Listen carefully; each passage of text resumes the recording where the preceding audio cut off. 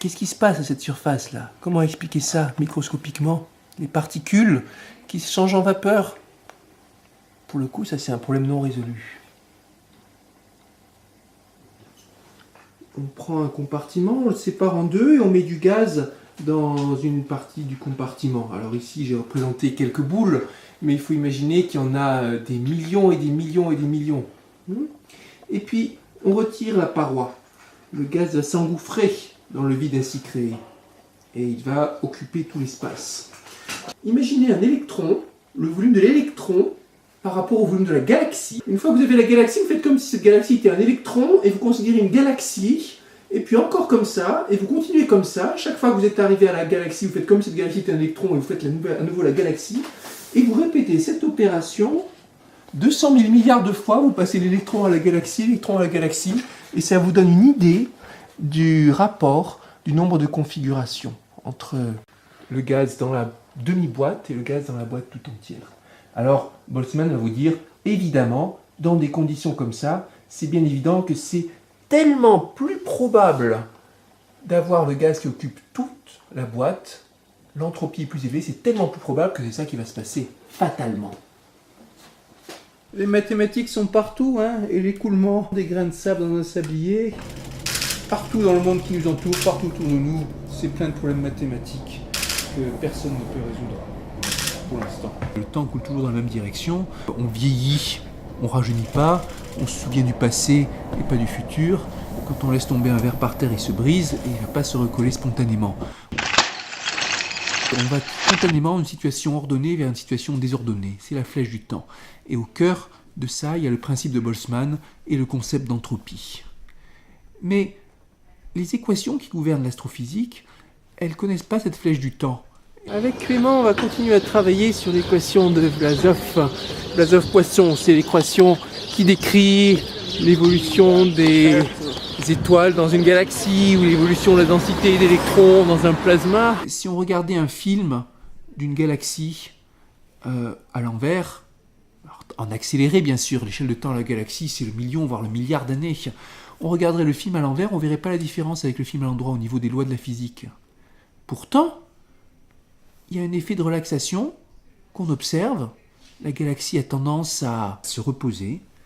Et comment expliquer ça? Alors, beaucoup de discussions chez les physiciens depuis que Landau a mis en évidence ce genre de phénomène.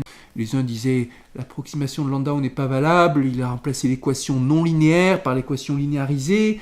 L'équation non linéarisée n'a pas les mêmes propriétés, on n'a pas le droit de se baser là-dessus. Bon.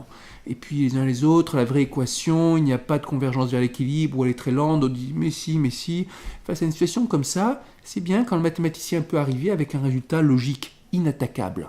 La grande force des mathématiques, c'est que le résultat obtenu par raisonnement mathématique ne peut jamais être remis en question par de nouvelles observations. Einstein le disait bien, que ce qui donne un statut tout particulier aux mathématiques, c'est ça. Ça la place peut-être au-dessus des autres en ce que les vérités mathématiques sont éternelles, elles reposent juste sur la logique. Ça paraît incroyable quand même qu'avec des raisonnements logiques, on arrive à comprendre des phénomènes naturels. Il n'y a pas de raison que notre cerveau, que le raisonnement logique soit bâti sur les mêmes règles que l'univers. Mais ça marche, et ça marche très bien. Ce qui est le plus important, c'est l'outil utilisé par le mathématicien pour attaquer un problème. La mathématique n'a pas de frontières, mais les cerveaux des mathématiciens ne sont pas tous faits pareils. Leur tournure d'esprit varie de l'un à l'autre. À la louche, il y a les analystes, les algébristes, les géomètres, les probabilistes, les logiciens, les combinatoriciens. Bon, théorie des nombres utilise un peu tout. Mais là, on a 5, 6, 7, ça dépend comment on compte, langues différentes que parlent les mathématiciens. C'est quelque chose qu'on aime beaucoup en mathématiques, quelque chose qui est considéré comme élégant maintenant, justement, faire communiquer des domaines qui semblent ne pas avoir de rapport.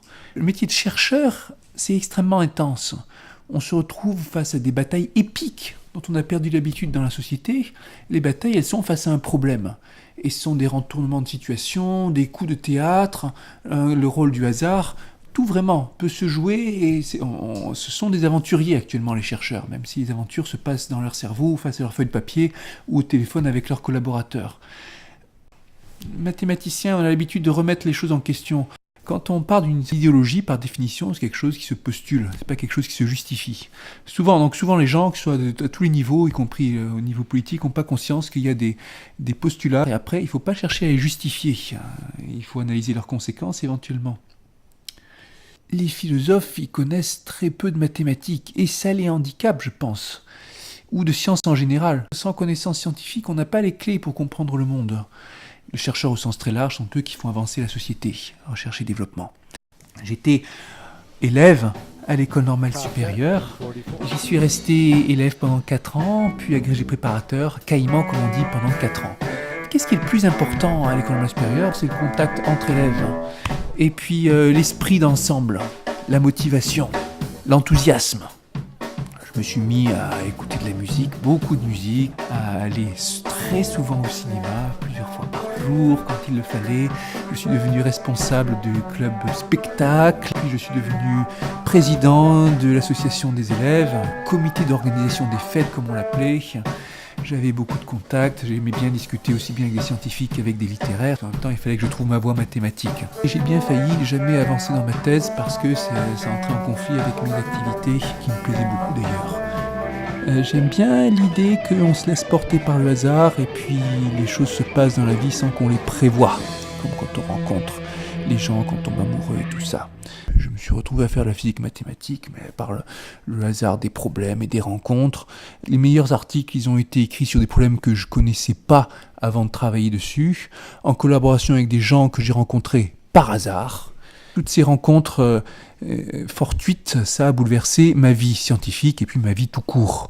Et puis la médaille Fields, bon, il y a énormément de travail derrière, énormément d'efforts, c'est bien pour ça qu'on est content d'être récompensé, mais aussi une dose de chance considérable. Être sur les bons problèmes, avoir trouvé les bons angles, avoir eu la bonne discussion au bon moment, sont des choses qu'il est impossible de planifier.